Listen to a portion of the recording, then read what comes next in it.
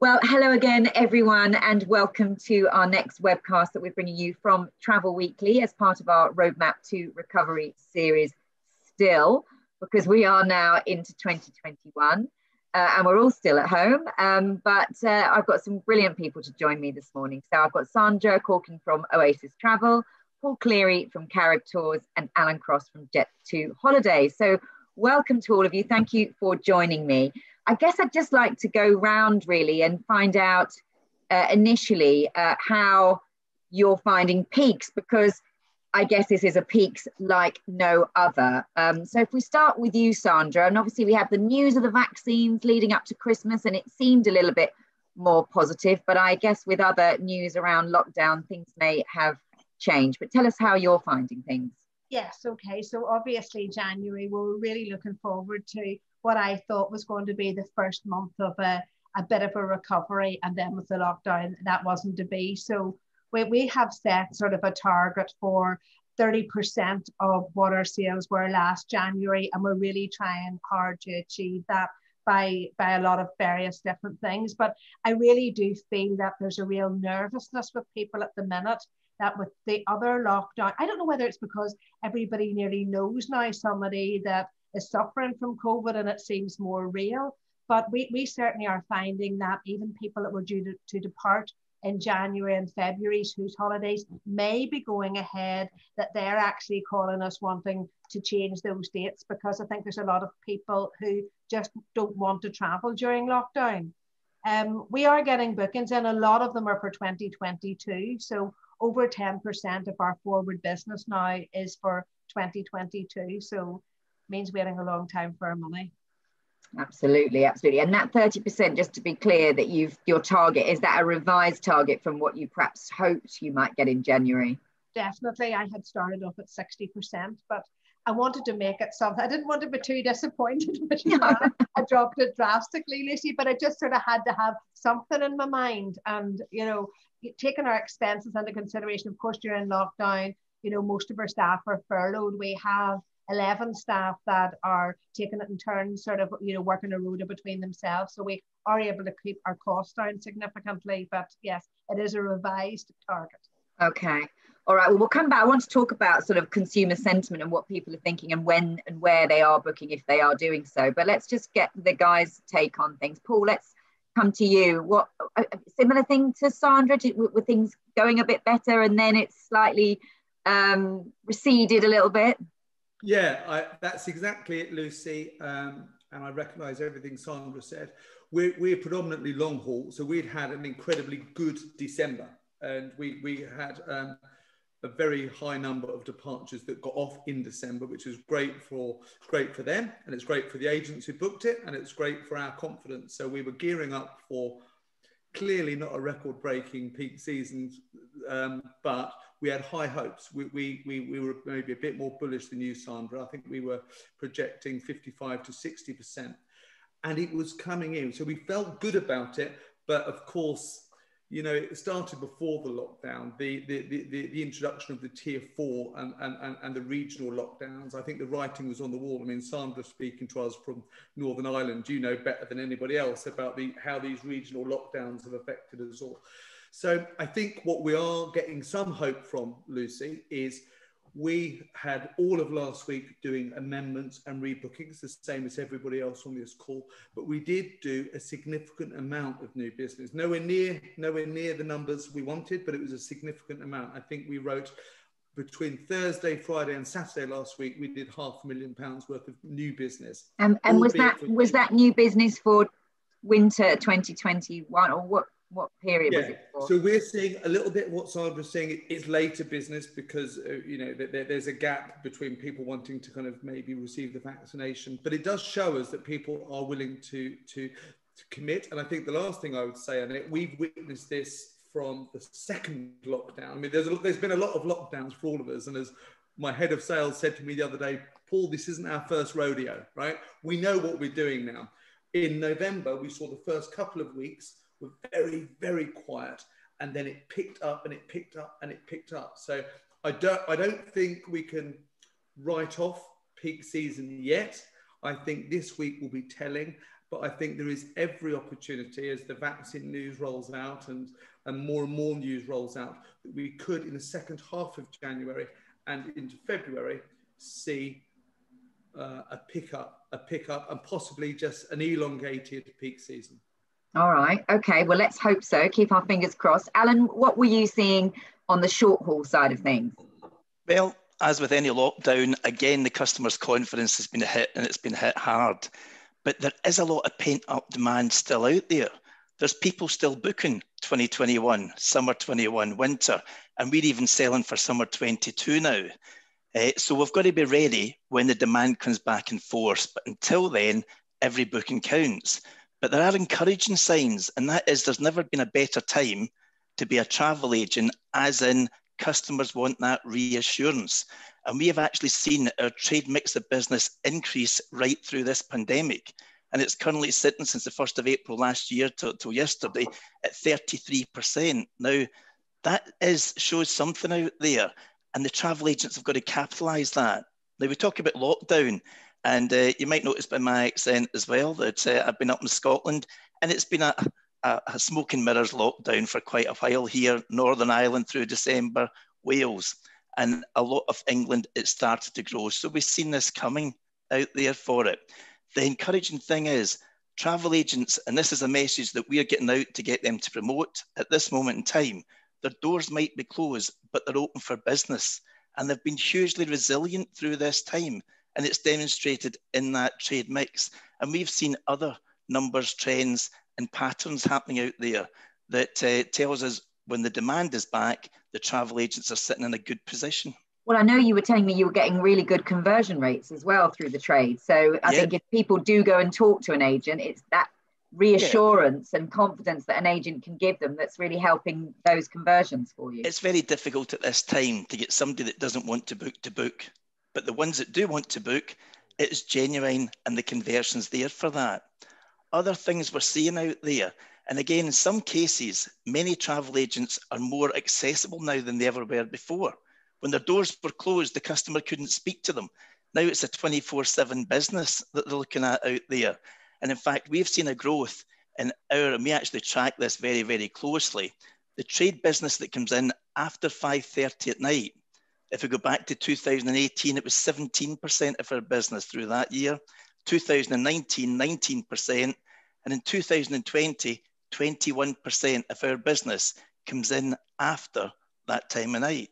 So it just shows you that the agents are adapting to suit the customer's requirements and needs out there. All right, well, let's bring Sandra back in then and talk about what you've had to do. I mean, Alan says there, never a better time than now to be an agent, because I guess you're needed more than ever. And he talks about agents adapting. What have you done? How are you operating out of hours? Are you doing the kind of things that Alan's talking about?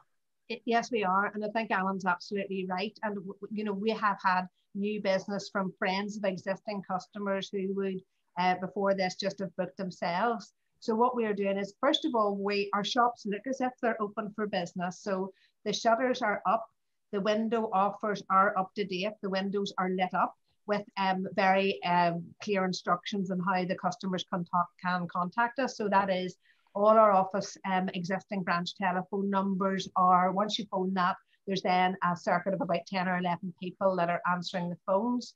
We are more active on our social media than ever before. And we're also hosting virtual events. So we have our virtual events diary now right up until the end of January, where we get people joining us for all sort of informative evenings. Like Alan, we're doing one with Jet2 next week. I'm pleased to hear it, Sandra. On Friday, actually, we did. I know we're all maybe fed up with quizzes, but we did a cruise quiz for our customers just to see, what the uptake would be. But it also give us an opportunity between the questions to be talking a wee bit about cruise and about what's going on. So we're going to hold a travel quiz at the end of next week. So we have been continually engaging with our customers, and that has been great. Sending out more e-blasts than normal. Now, not too many, but just sort of trying to get the balance right. But we are certainly communicating. So you're keeping in touch with your customers, even those who are perhaps not ready to book. Yes. Hoping that when they will be, that, you know, they'll be thinking about us. And a lot of the destinations that we're talking about on our virtual events, well, it may be, you know, in some of them you just can't book, you know, make arrangements to travel there next week. But when people do want to travel, you know, that they will keep that in mind. And then that also helps us build up a bit of a YouTube library. So, you know, we'll have stuff that will be there forever. All right. Paul will be asking you to do an event with Caribtours as soon as... Oh, you've done one. 3 weeks ago. Oh, perfect. Well, I was going to ask you, Paul, because you managed to get away yourself, didn't you, over the holidays? And has that helped you come back and talk to your staff to reassure them about how safe you felt, and, you know, that sort of personal experience? Has that helped you with your own staff to then relay to customers? Yeah, it has. So, I mean, you know, we're most of our business will go to the Caribbean, and I was in Barbados over Christmas with a family. It was a long-held arrangement. We'd had it booked for a year, and we decided to go ahead with it. And it absolutely has, Lucy. And we knew that the Caribbean was handling the crisis with incredible skill and sensitivity and efficiency. And to experience the Barbados travel protocols firsthand was massively reassuring. I was hoping to use it a lot more to our advantage when we came back, but of course, the lockdowns put paid to that. But I think, it really has. And it also, Lucy, it gives you a real perspective on what's happening. And it gave me and my family, and therefore everyone at Caribtours, a real perspective on, we tend to view everything in terms of our headaches, our problem, our lockdown, our clients.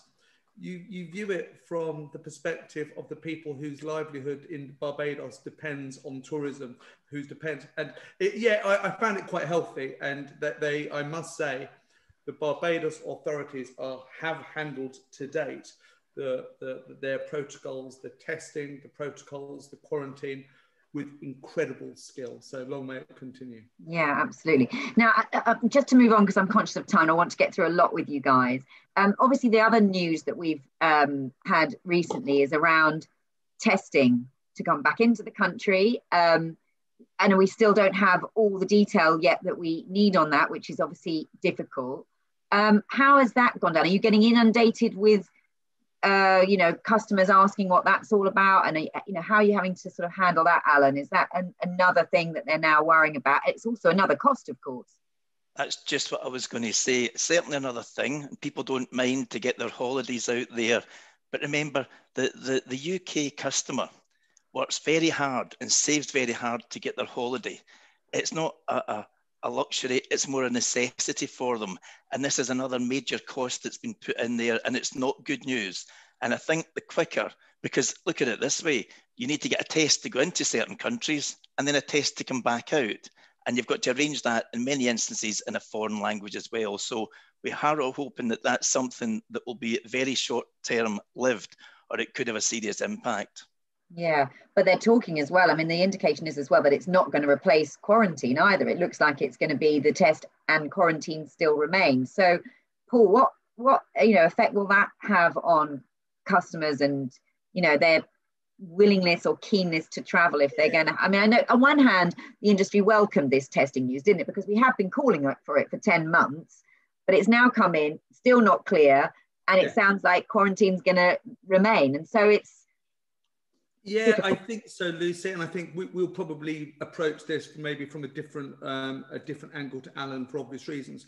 For us, it's just much more, it's not thought through. We've been asking for it for 10 months. I think we all know it's necessary. I think we all think it's a welcome addition. But here we are 10 months into the crisis, and without dating this podcast, it kind of appeared on my news feed at 3 a.m. in the morning on Friday morning that it was going to be introduced with no other explanation. So customers know it's coming, but they know as much as we do. I think there's the cost element. Alan's absolutely right that is a concern, but there's also the practicalities. Not every destination has the infrastructure to put that in place. So I think what we are seeing time and time again is we've split our clients into, there is the 50% who are eager to travel regardless, and they are desperate to travel, and they are proving themselves to be remarkably resilient, whatever is thrown at them. And there is the other 50% who are not those things, and they will not travel until that. So I think my 50-50 split is intact, whether there's testing or not. Right, okay. I have a feeling this testing will be over before it started, because if the pace of vaccination and if the pace of everything else comes into place, I cannot see it going through as they have suggested it might do. Okay. And is that something that comes up for you, Sandra, when clients, I mean, what are their main, I mean, I know you talked about how they're nervous because obviously this new variant of COVID is more transmissible.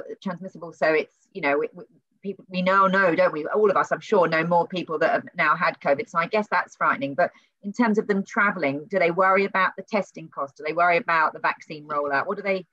What's top of mind? Okay, well, we've had a bit of a mix. So whenever the PCR testing came out and people were able to go to the Canaries, we did a deal with one of the private testing companies to get it cheaper than it was online, and we publicised that, and we made bookings on behalf of our customers, and that was great. Then there's more problems whenever you're living in Ireland, because a lot of our long hauls, so say Maldives, so we would send people on the BA flights through London. Unfortunately, there's a very little service now between Belfast and London. So you're likely then to send people out of Dublin via Dubai. So if they're going into the Indian Ocean, then they've got a test before they go. They've got a test in Dubai again. There's like, it's so difficult and so complicated now. And then they've got the test whenever they get back again. It is becoming a bit of an issue. And actually, what I did this morning was I printed out, just before speaking to you, all the people that did take long haul bookings in, between now and the end of January, people who had booked to the Indian Ocean, people who had, and a lot of those bookings are changed. Now we have some people due to go, and all being well, they still will go. Like Paul, we had some lovely Christmas business to the Caribbean and the Indian Ocean. People had a wonderful time. But it just is a difficult job reassuring people when there's so much going on. And because I think we have had experience where people have gone out and tested positive once they've arrived in the Caribbean. So it's a difficult one. It's difficult just to give people a lot of confidence with what's going on to travel imminently. And what do you do then? Because, some agents are just saying, do you know what, we're not confident. It's too complicated, complex, whatever, and so actually we'd rather just not sell anything at the minute because you don't want to deal with all the cancellations and all the different, like you're talking about with positive tests and stuff. So does it put you off selling anything, or do you just change what you're selling, or do you just sell further out so that you feel more confident in the future, the forward business? Oh no, we are so keen to get sales in, but encourage people to travel just a little bit later. It's difficult to sell for travel certainly before, I would say, the beginning of April, but definitely we're wanting to sell it. It's January and we want every sale we can get. Yeah.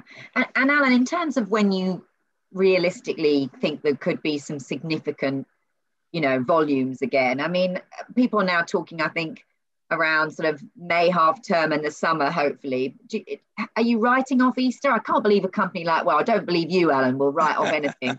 But people are now worrying about Easter. Is that your sort of thinking as well? Or at this moment in time, our planes are going to start flying on the 12th of February. Every time we've got an earliest date that we can operate to, we will work to do our best to get the planes in the air. Because unless you start getting us flying, the hotel's open, the resort's open, the confidence isn't going to be there for the volume. So bigger volume, certainly the later you go. And in fact, that goes, interesting enough, for the trade mix, which backs up what Sandra said. When you look at winter 21-22, the trade mix is 38%. If you look at summer 22, the trade mix is 48%. Nearly one in every two bookings is through a travel agent. But the travel agent's got to remember, we need to get cash flow going, and we need to get customers traveling now so they come back and have a good experience and book a holiday again for that little bit further. So you understand why our agents are selling further out, but your message is don't just ignore this year either, because you need to get it going. I think two things, and I can understand why a number of agents out there would think that, but you've got to give people a reason to book rather than a reason not to book. and it's a damn sight easier and lazier why not to book. So you've got to push everybody. And you know, there are still people booking, amazingly, before that 31 March date that you mentioned in Easter. There's a number of people out there. Whether I would do it, you would do it, is irrelevant. Find those people, get them booking, and let's get traveling again. And with the vaccine rollout, Alan, obviously, you know, we're hoping it's, you know, going at some pace now in this country, but there's lots of reports in the news around how other countries are way behind us. I mean, and we'd like to be further forward, wouldn't we? But we are where we are. But there's some countries that are way behind us. And so does that worry, you know, particularly around the European destinations that you travel to? Do people worry about that? If they're vaccinated, are they, you know, or, you know, and if other countries are further behind, is that a concern? Personally speaking, purely personally, there's not many countries in this world that I'd fear going to rather than walking down my main street, to be quite honest with you. We're market leaders in a disaster at this moment in time. So we need to get our own house in order and then go to these countries. I would not fear for my life or my family's life going to anywhere that we fly to. Okay, good. That's very clear. That's very clear. Sandra, just wanted to pick up on the whole issue about the refund credit notes. Obviously, we know that they're covered until the end of January. We're yet to hear whether they're going to extend that protection. Would that be, I mean, that's presumably something you need to know because you may get more cancellations. Is that something that's sort of on your mind at the moment?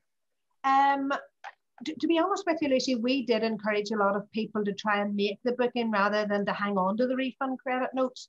So because there was so much confusion about it, we sort of encouraged people to actually have a booking with an ATOL certificate that could be changed again if we didn't want that, if you know, if that wasn't the booking that they wanted. So we don't have that many, but it certainly is an issue for any that are outstanding. But we have sort of more changed bookings than refund credit notes. Okay, all right, that's interesting.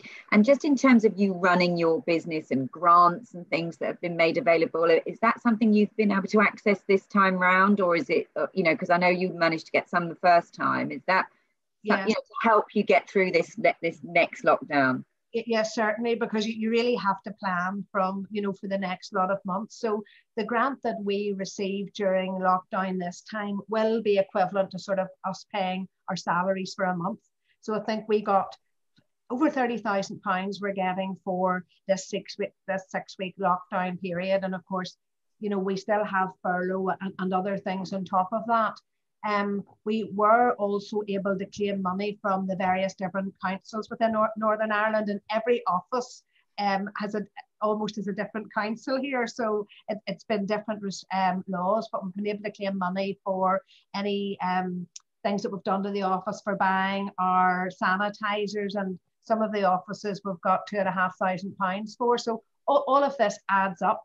But I think actually being locked down is probably beneficial to us at the minute, because if we didn't have the lockdown, we wouldn't have the grant and would still be in the same position, because I don't think there'd be a lot of people out and in our shops. So when you're in the tiered system, yes, of course. I'm not sure that we'll be selling any more if our shops were open, because I think we're doing everything we can to get business in. The phones are ringing. We do have inquiries. Inquiries are coming through our website, and there's no doubt about it. There is an appetite for people to make holiday arrangements, but it's just at a lower percent, much lower percentage of what January would normally be.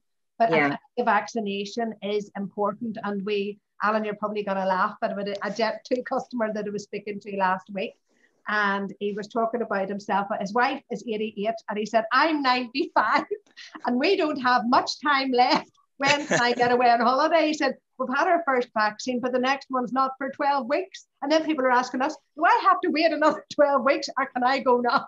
Well, you know, we laugh at that, but it's an interesting point, isn't it? Because of course, when the news was announced about the vaccine, it was like you have the first shot, then 3 weeks later you get the next.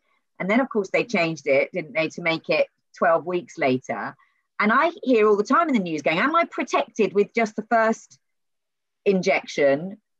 You know, or do I need to still be careful and perhaps shield or whatever it is until I've had the full, the second dose? So what are you telling people if they ask if they should travel, if they've had one lot but not the second?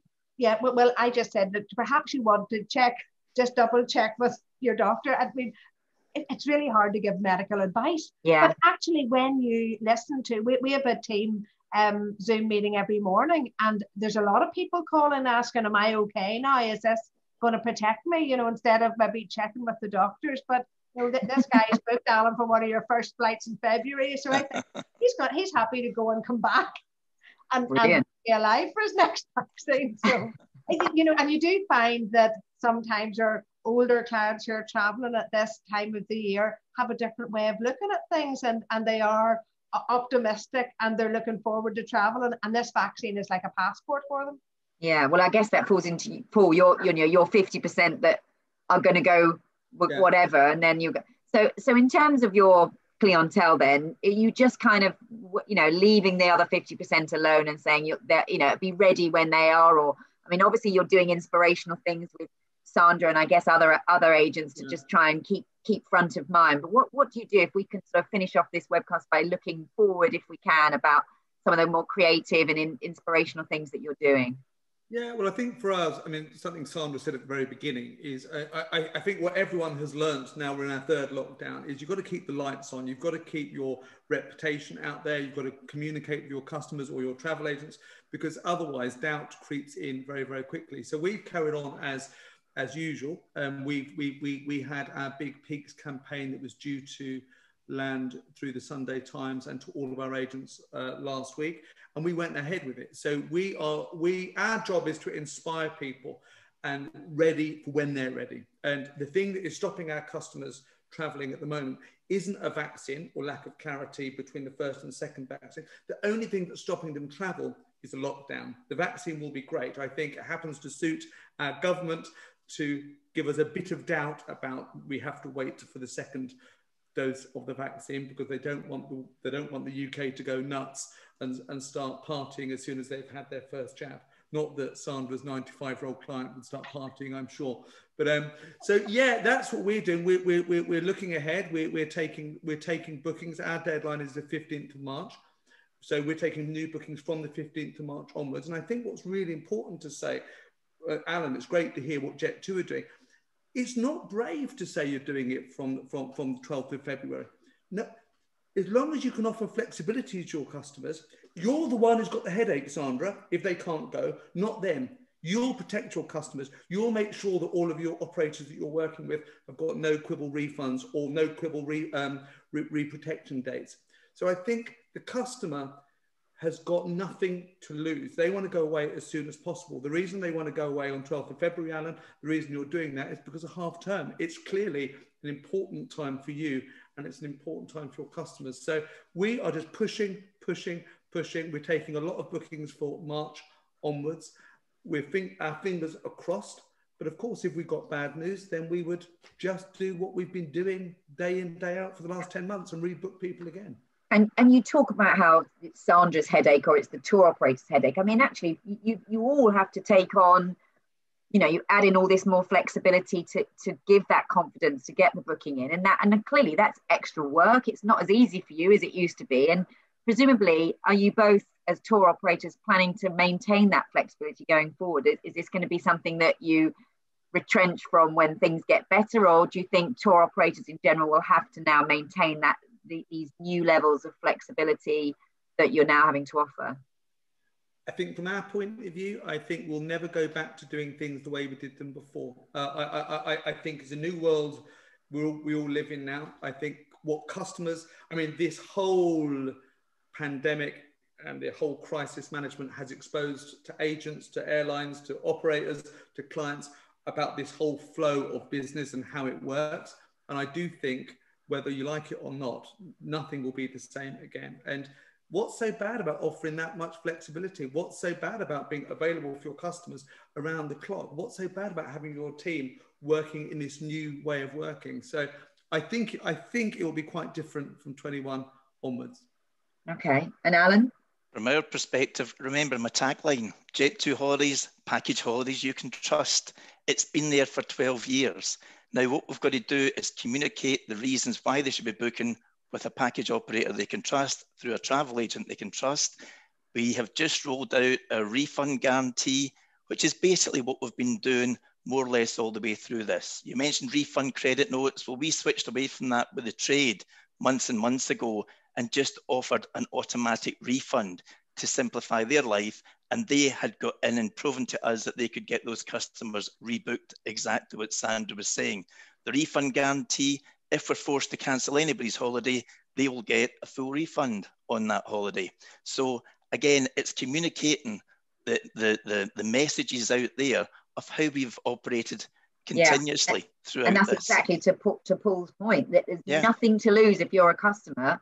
Exactly. Just get it booked, because you guys, between you, will sort it out if there's any reason to need to cancel. Exactly. All right. Exactly. Well, that is, I didn't want this to be too depressing, and it does seem that we have got some little chinks of light, and you're all staying positive. It's great to hear the dates that you're working to, and I really, really hope that you get bookings coming in from those dates onwards. And I hope, I just wish you all the success going forward to all of you. So thank you very much to Sandra from Oasis Travel, to Paul from Caribtours, and to Alan from Jet2 Holidays. Thank you, everyone. Thank you very much. Thank you.